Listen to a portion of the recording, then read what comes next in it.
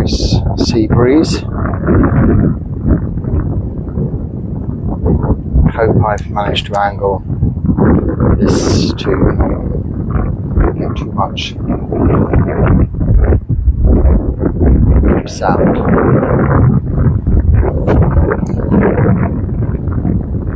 So hello and welcome out here to, I'm not sure that this piece of beach has a name,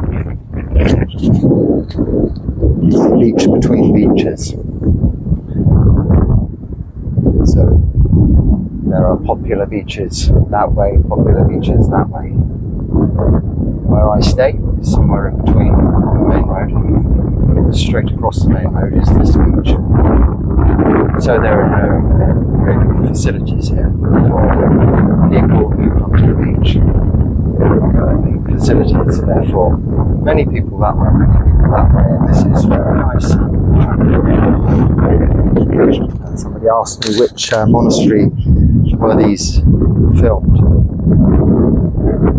So that it isn't. This is my monastery. No, this is my temple, I should say. Monastery simply means where a monk lives. Any monk, any religion is living somewhere. Mon means solitude or alone. I think something like that. I'm not a language scholar, but I understand that's the etymology of monk. Mon. Monastery is where a monk lives alone.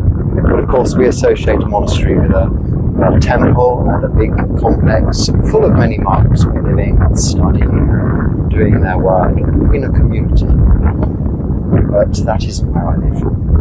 I live alone, in solitude, in an empty hut under a tree, in a cave, or just in the open air. Currently, when I say that, empty hut, I mean an empty building, or we have a hut in the jungle, something like that, a kuti. Currently, I've moved into an empty building, which I've been in for some time now, and it feels like home again. I've moved a lot to many places over the last few years, and prior to that, and that got me thinking. So where is my monastery? In answer to your question, wherever I happen to be, where I spend the night, is my monastery. My temple, this is where we pay homage in Buddhism. This is where we pay homage to the Buddha. So this is our respects to our teacher. To the Dharma, this is our respects to his teachings. And to the Sangha, this is our respects to the lineage of monks and nuns, bhikkhus and bhikkhunis, living in whatever form they may have done, either alone or in a monastery, throughout the millennia, 2,566 years since the time of the Buddha passing on those teachings by not evangelical means, not proselytization, not standing on a soapbox and preaching, but simply by living the way the Buddha taught monks and nuns to live in his monastic code, the Vinaya Pitaka, the rules, the way that we live as monks and nuns. But also, a lot of this can be applied to lay people in terms of supporting their sila, their virtue, their morality. Your sila, your virtue, your morality. So I was thinking, after 2 years of travelling, in India firstly, but then mainly in Thailand, and staying in Thai Forest Tradition Monasteries in the Ajahn Chah lineage, I returned to England and continued my regular visits to Thailand, staying in one particular monastery there on a regular basis, but mainly living, I chose to, at that point, as part of my renunciation, having got rid of everything in my flat. I had a flat then, a smallish flat in the village where my mother lives.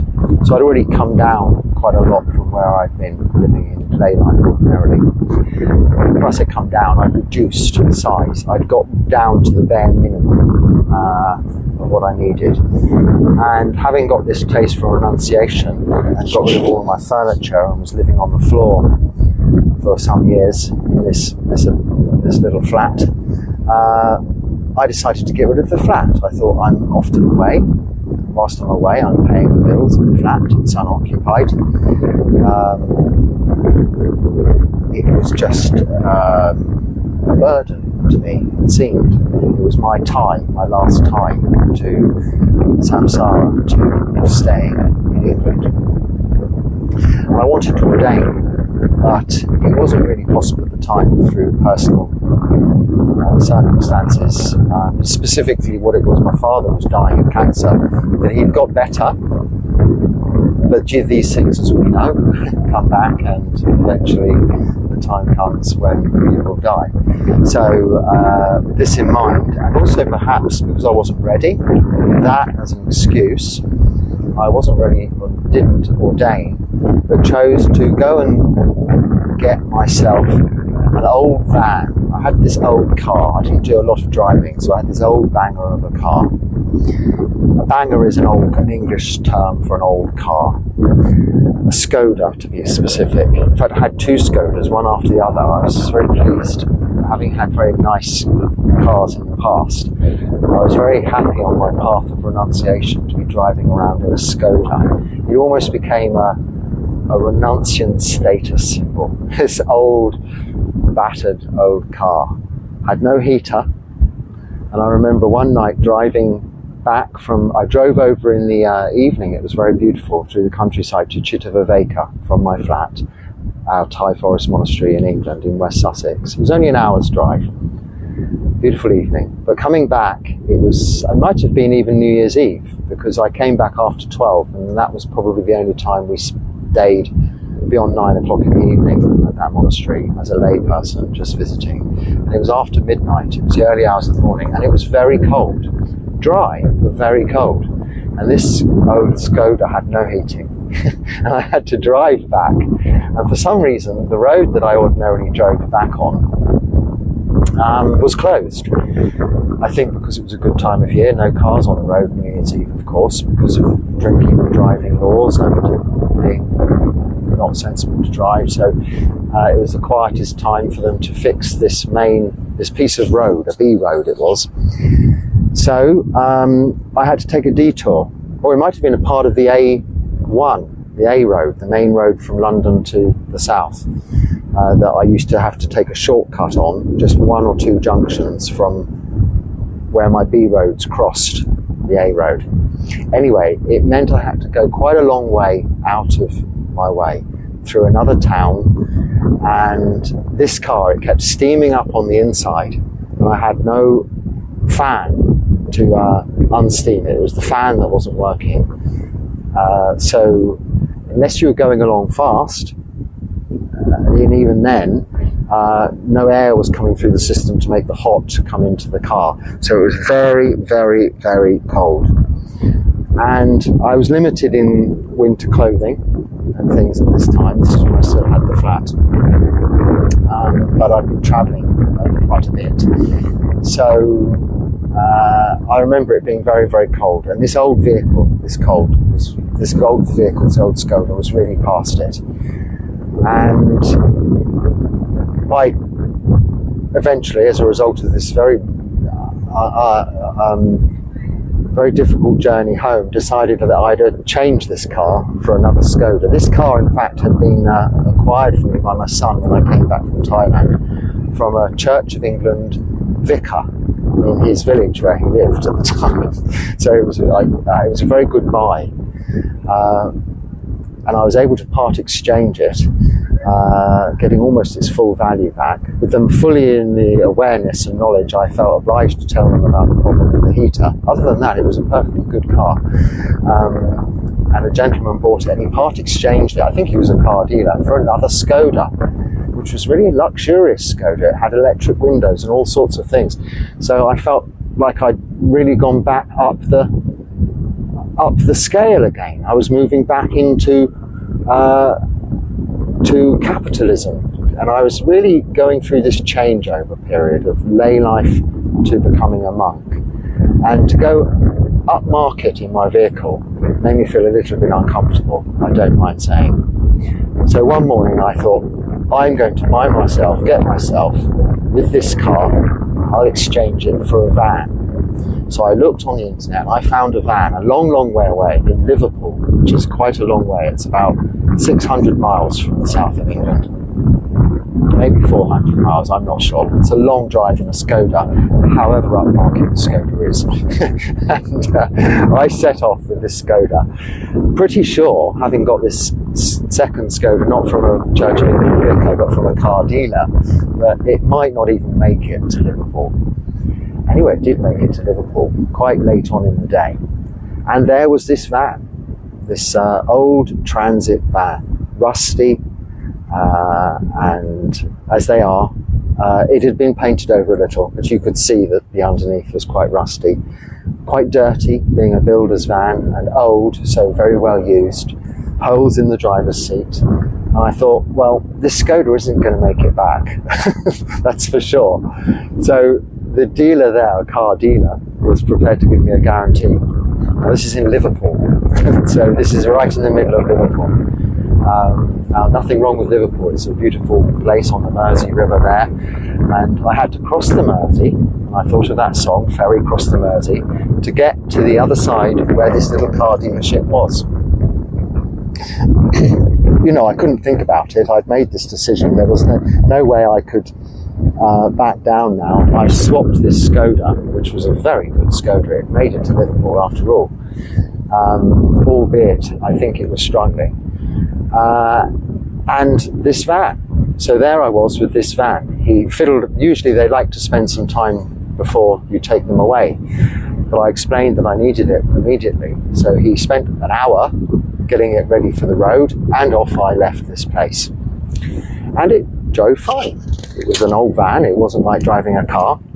But I decided on my drive back through, I took the long way back. I came through Wales. I think it's southern Wales, and through all of these beautiful gorges and valleys and scenery. It was really the England's equivalent of the Himalayas. You know, who needs to travel?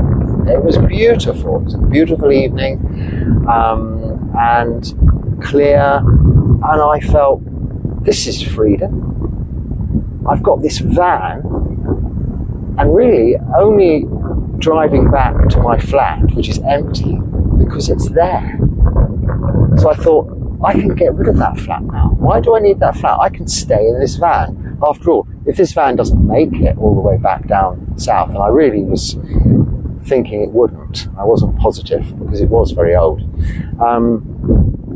that I'd be spending the night in this van anyway. So this came across my mind as an option, and stayed there. So later, not long later, I did. I got rid of the flat, and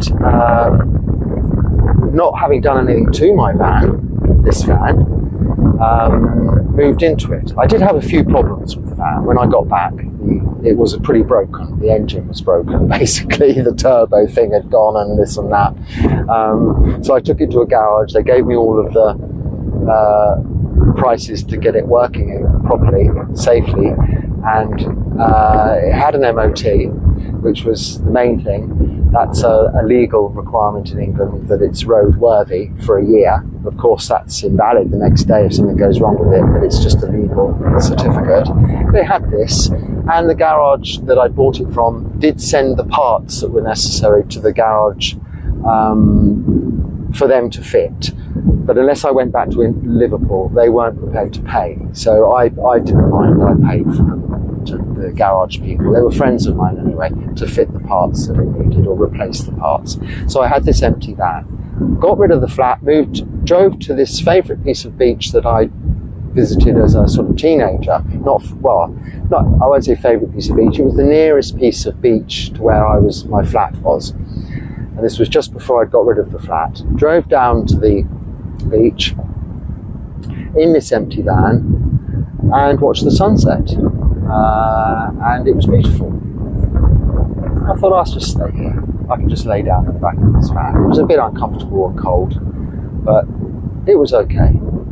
And I really felt some freedom, from a little moment of freedom from samsara. Of course, it was very nice to meditate in this van. Very, very nice. And it was just a cootie on wheels, really. So this concluded the idea, get rid of this flat, get rid of the flat. So I did. And I went in the van to a builder's merchant, bought some plywood and some 2x1 and some screws. And just with a hammer, a saw and a screwdriver, no power tools, because after all I had no power, I cut the wood, got some loft insulation, stuck it on the wall, held it on the walls, and screwed plywood battens around the inside and the back of this van, just to give it some, smooth, nice wooden inside. But that was it, and the floor. So it was a wooden little cootie, no windows, it wasn't a camper van, and nothing else. I bought a gas heater, which you can't really use in a van, and a little gas cooker, which you can't really use in a van. But with the doors wide open, it was okay.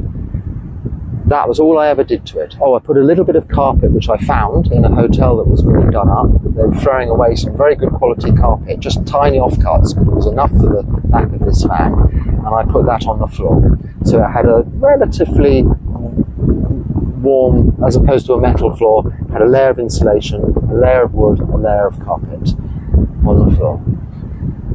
Hung a few tankers, if you know what they are, Tibetan silk paintings on the wall, and a Buddha Rupa. And there's pictures on, you go around to the oldest videos on this channel, you'll see pictures of the inside of that van. It was my cootie, my little cootie. And therefore I had no flat, just this cootie. It took me 5 days to finish the van, which I did all the work in the car park of this builder's merchant. They thought I was a bit odd, but they brought me out cups of tea, cups of coffee, and then the odd biscuit whilst I worked. And at the end of the evening, they locked the car park up, so I'd drive down to the beach and stay there, and then come back the next day early when they opened and carry on with my work. 5 days of work converting this van with just my hammer, my screwdriver and my hand saw. And they did look at me rather oddly doing it like this. Now, I was not in any way then thinking of what is now quite a popular thing, van life, the Instagram version of which is beautiful little hot showers and sunset pictures, and it's become a very much a fashionable thing, because these days you can take everything with you in a van, can't you? You can have TVs, you can have everything, because you've got whatever, laptops and devices. But of course I was not aiming for this. I was more back in the 70s, 80s van people of the place in England where they all got evicted, and there was all of the police and everything. More the hippie zone type, hippie era of van dwellers, but really more along the lines of your traditional traveller, your gypsy, your traveller. I was living like that. And in that fact, I read some very interesting books on the travellers' lives and things at the time, for tips as to how to live on the road, and also how to equate that living on the road with the law of the land, because I didn't want to be in breach of any rules and regulations. And it's very interesting that the Vinaya that I spoke of earlier, as old as it is, 2,566 years old, has a lot of things in it similar to Victorian bylaws of the UK. One very significant one is that you are not allowed to beg for food. You're not allowed to beg full stop, but you can beg for food in the UK up to 12 o'clock or up to noon, something like that, or in the morning, it says, much like Pindapar.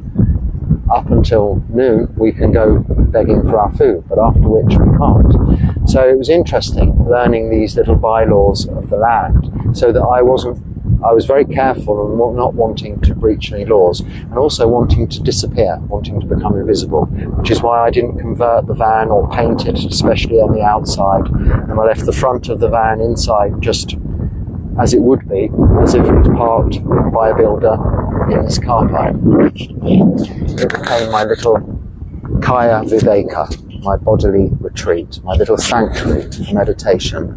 I was able to go away to Thailand still, park it at my sister-in-law and my brother's farm, not so far from there, near the monastery actually, and Chitta Viveka. that is the monastery mentioned in paper as opposed to the quality of mental seclusion. It's named, that's why it's named thus. And go on my travels, returning to this van to live. And of course I needed very little money. I could walk to the water tap where I'd wash, get my own drinking water. I lived on just pasta, potatoes, rice, and that was it really. Some spices, oil. So I was on a vegan diet, which required no refrigeration when it was hot in the summer, but was also good enough and substantial enough when it was cold in the winter. And I lived through all the seasons. And for 3 years, I lived like that until it was time that I went to Thailand for ordination. And my last trip to Thailand was at the end of 2019. When I got there, it was great. I stayed for a month or so, and then came back to the UK to sort a few things out. I still had a work contract. It wasn't a full-time job. It was just I had an obligation to a contract I had to fulfill. That's how I got my little bit of money that I needed to travel and things. Actually, if you think about it, it was quite a bit of money for all of that travelling, but it was a contract and it was necessary, so I had to fulfil my obligations. So I came back, and then I had another month or two spare when I went to Cambodia, returning in the end of 2019 to the UK with a plan to go back to Thailand, get rid of the van and go to Thailand in the new year for ordination. It didn't happen. The COVID thing happened, the pandemic. So I had locked down an extra 6 months after my 3 years in my van, in this van still. So my old Skoda had turned into this Kaya Viveka, where I was then, I had the 6 month COVID lockdown. Now, it was only 6 months for me, because I was able to get to India after 6 months by means of a bubble flight, an emergency flight to India, because I needed an eye operation. I damaged my eyes and needed some surgery, which I couldn't get in England because all of the hospitals were repurposed for COVID, and there were no, even the private hospitals, so there was no way I could have the treatment I needed on my eyes. But having received a diagnosis and got an appointment with a surgeon in Bangalore in India, which is also where my monastery was, I was able to go on an emergency flight or fly with a medical visa to India and ordain. Get my eyes surgery done, which was necessary, and ordain as I did. So that answers one of those other questions about why I didn't ordain in Thailand and I ordained in India. It was COVID, really. That was the obstacle. I'm very glad I did, because then I stayed in India for 3 years. Again, changing home. But in India as well, they were very generous in that my Sangha was supportive of me going on little tudongs, Dutanga, wandering around that same state in India, Karnataka. But it's very big. It's as big as the UK, just this one state. And I went to the coast and to different places and stayed in many different viharas, different vasas, different rainy periods where we stay in one place, and did a lot of travelling. What got me thinking about this was I had probably one of the best times of my life living in that van. Not because it was van life as you might see it. There's many YouTube channels about van life, very popular they are.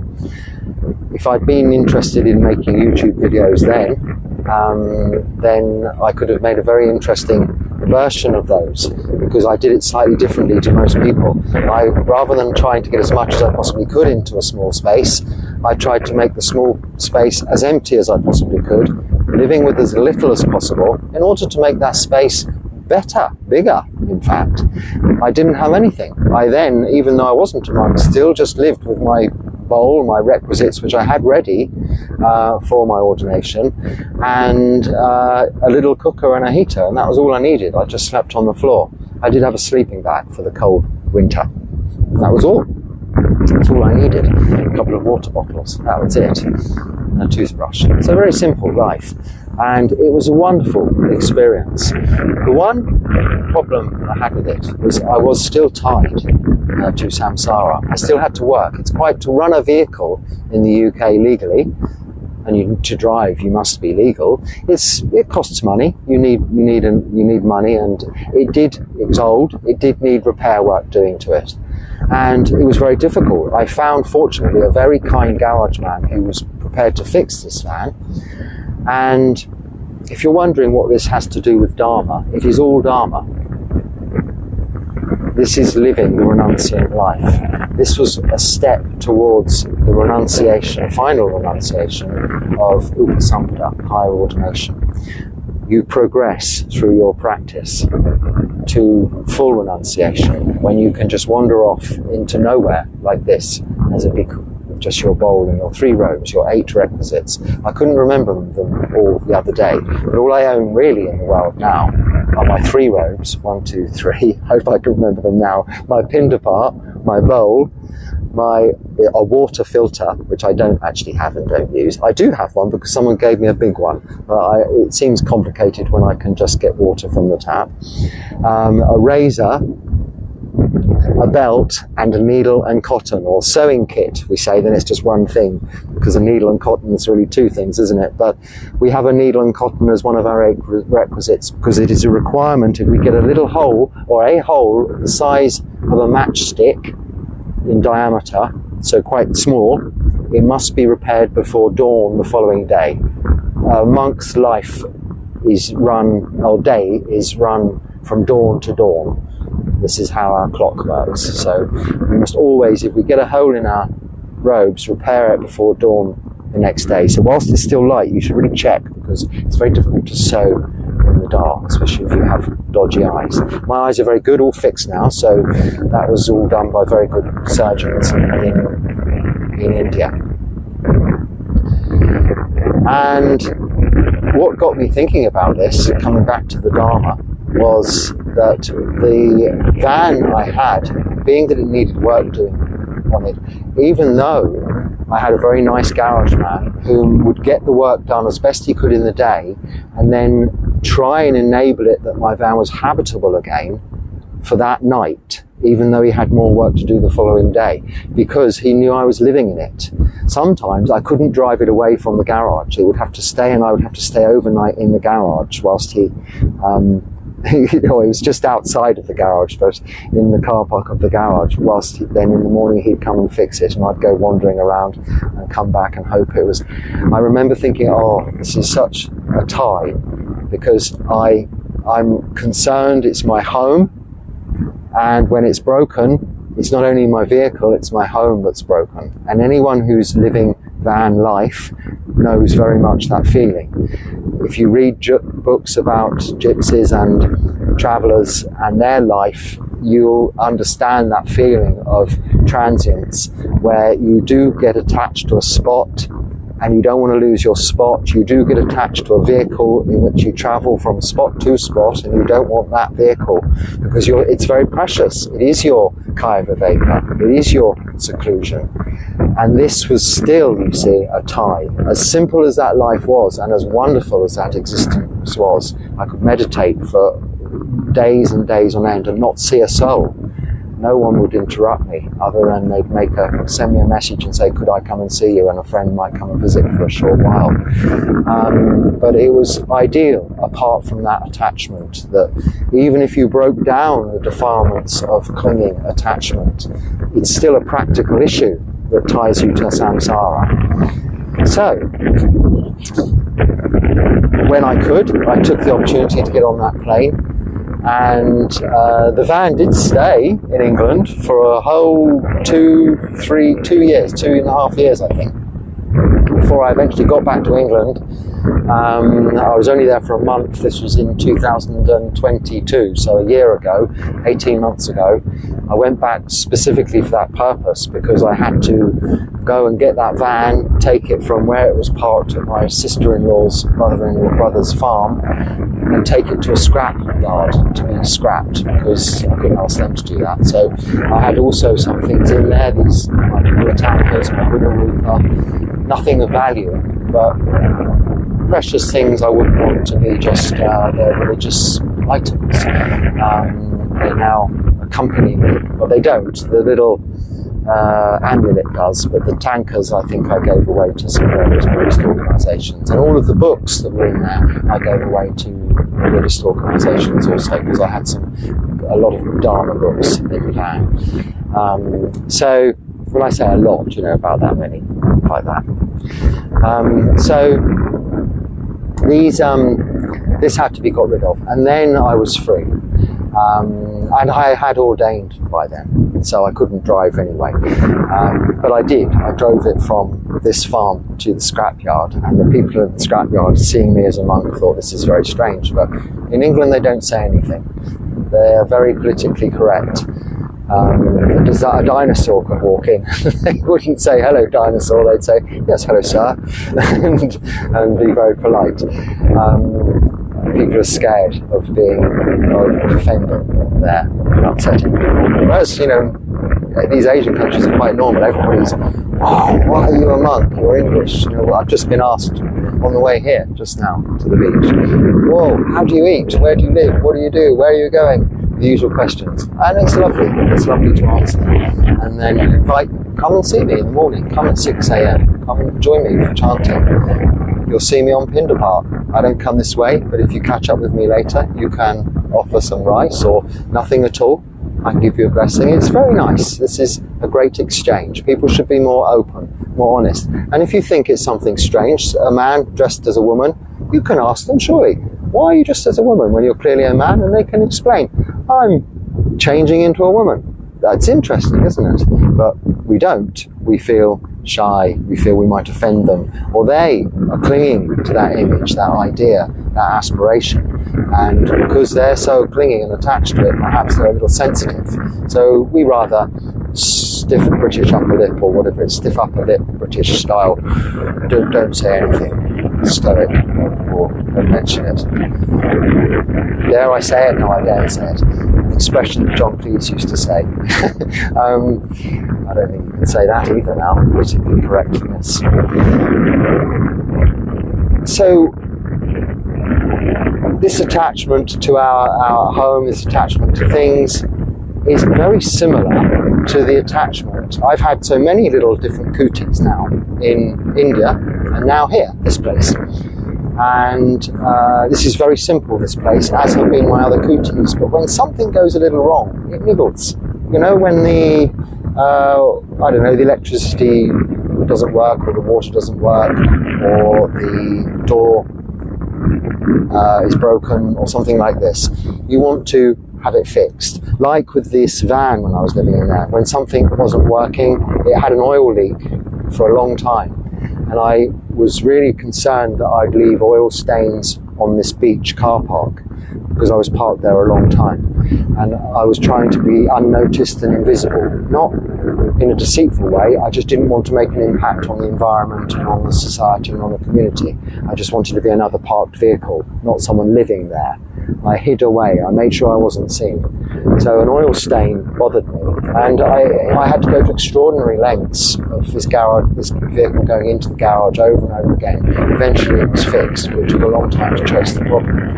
And little things like that niggle us. And it is the same as with our houses and our properties, as with our bodies.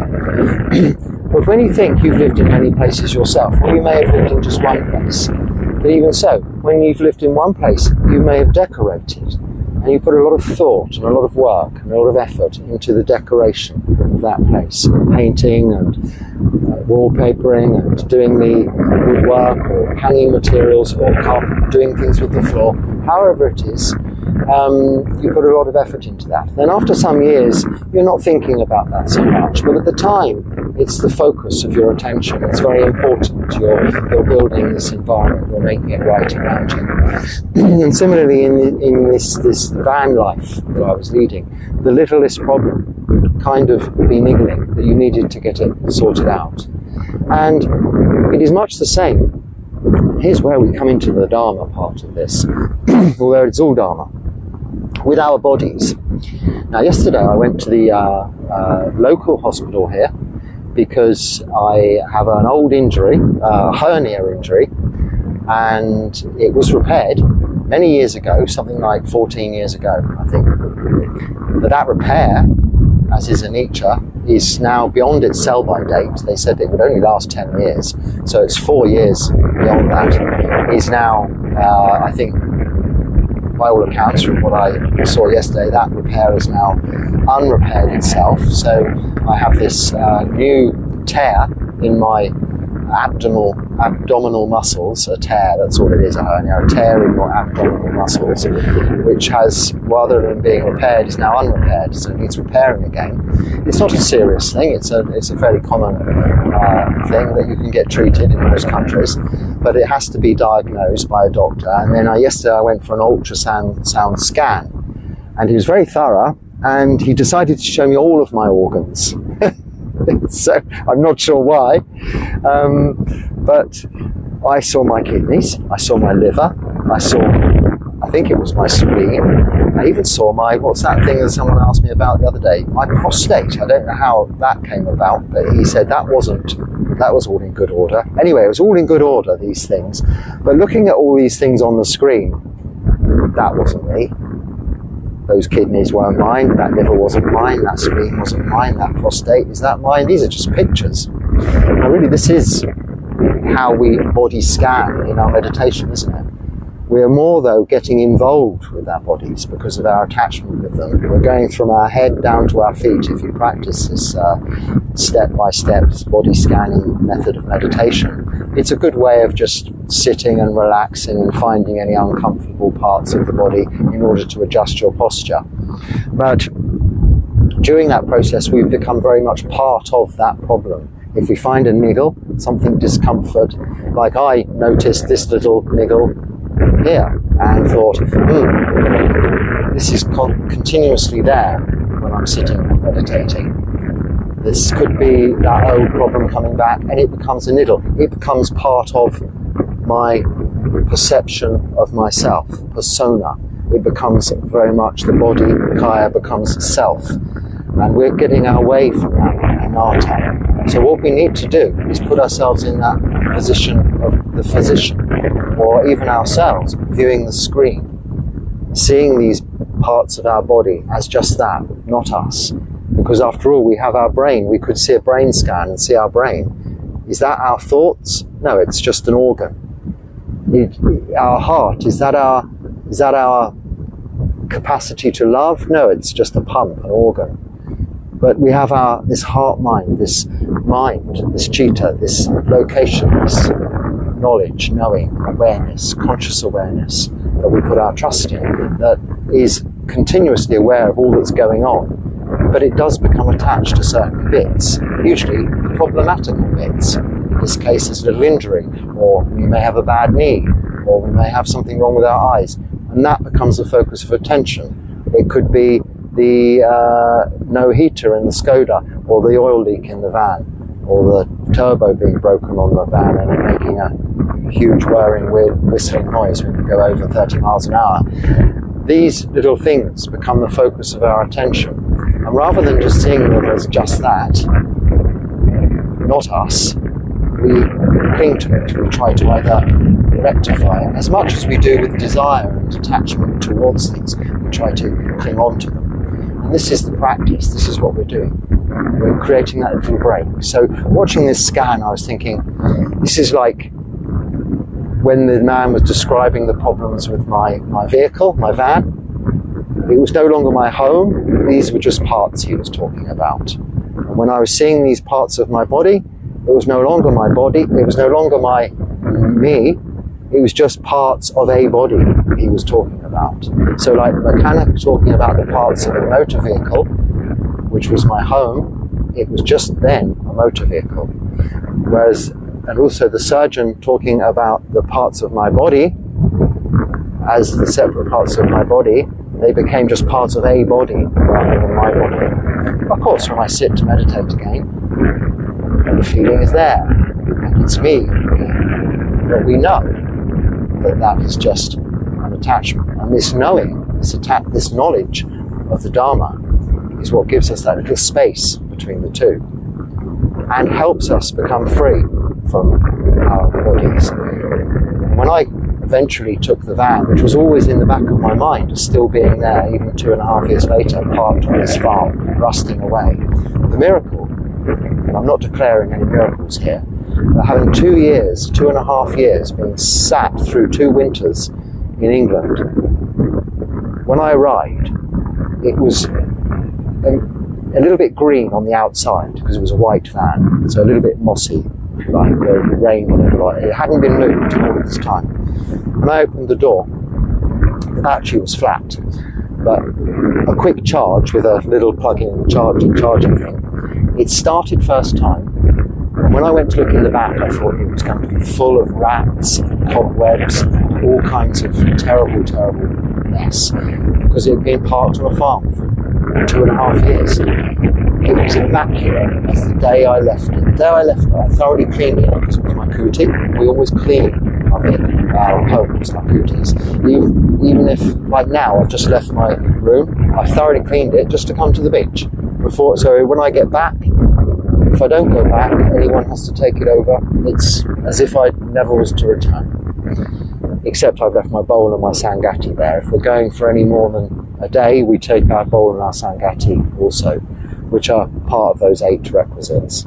Anyway, I opened the door, and not only had the van started, it was working, it was immaculate inside, as it was the day I left it. Not even any dust. Because I suppose it was sealed, hermetically sealed, it had no windows. But to me it seemed like a miracle. And often people used to say they loved to come and visit me in my van on the beach because it had an atmosphere.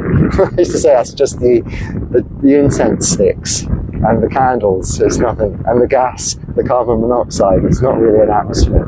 But I think when you spend just many hours, many days, many months and years meditating in one place and nothing else, it does create some kind of feel about it. And it certainly gave it this ability to stay immaculately clean for 2.5 years. It did make me rather sad to take it to the scrapyard and have it scrapped and crushed and what have you.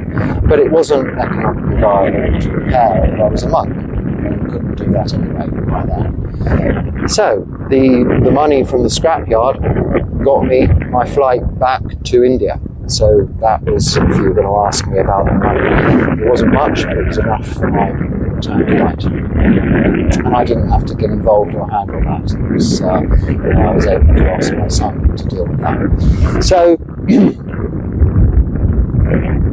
the body, a car, a house, all the same thing.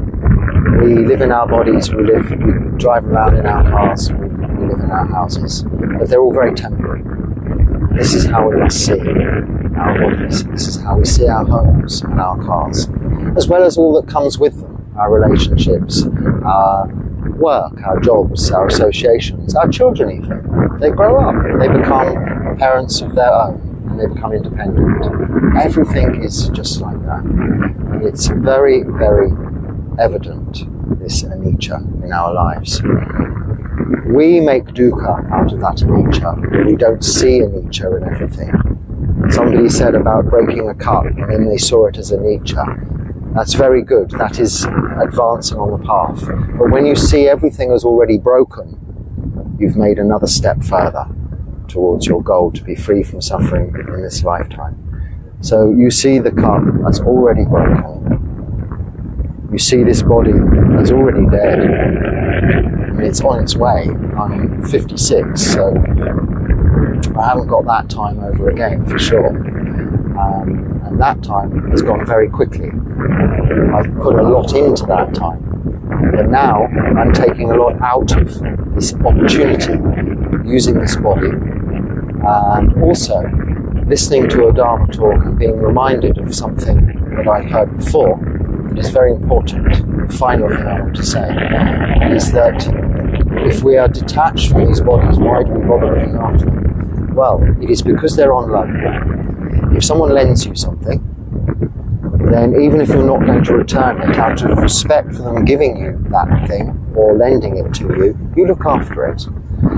And because our body is our only vehicle in order to practice and learn the Dharma, and we've been blessed with the opportunity to have this body, we look after it, we're careful with it. So we eat well, we exercise well, we get enough sleep, and we look after that body that is precious to us in a practical way. So I know I have a little injury that needs repairing. I won't leave it because I know what happens from the previous experience. If you leave it, then it does become a serious problem. So that is now going to be fixed in the next few days. That's another story. I won't bore you with all of my health things, but Gamini's been very helpful. He took me to the right places. I have an appointment with the surgeon, I think, this week, and he'll make an appointment for me to have the surgery. He mentioned the 25th. That would be great, having an operation on the 25th. I think that's Christmas Day. So we'll see. But it's nothing serious, nothing that causes me any cause for concern anyway. I'm just very happy that I have the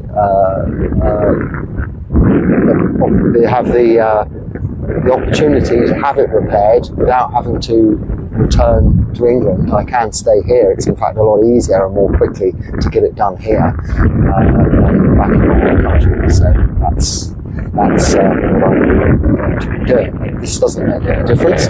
What I was talking about was just that today in terms of Dharma.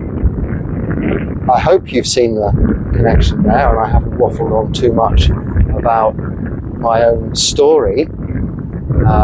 This is by way of applying this whole idea of renunciation to everybody's lives. In little ways we can renounce things, but even if you don't, if you understand everything is not yours, that's renunciation. That is the end result of renunciation. I have the opportunity to actually have given up everything, left everything behind, and to have taken this life of a mendicant, of a bhikkhu, with just these 8 things. But not everybody has that opportunity. But even if you don't have that opportunity, if you can see the cup is already broken, you're a very long way along the path. So on that note, I shall leave it. I hope there's something useful there for you. If so, please use it. If not, just let it go. And be happy and stay well. Sukhi Hotu.